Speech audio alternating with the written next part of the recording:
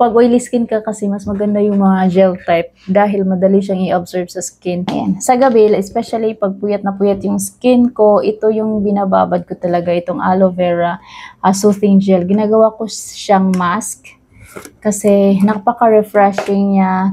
Nilalagay ko kasi siya sa ref, guys, kaya refreshing siya.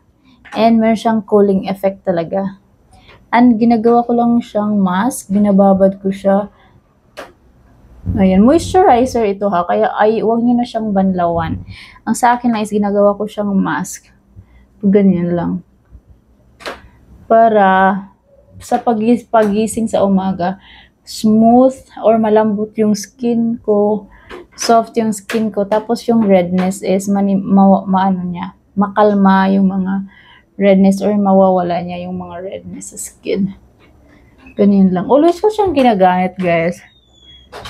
Kung nakikita niyo naman ito sa aking mga video na ginagamit ko talaga ang aloe vera soothing gel. Oily skin ako. So, pag oily skin ka kasi, mas maganda yung mga gel type dahil madali siyang i-absorb sa skin. Kaya gel type yung ginagamit ko na mga moisturizer.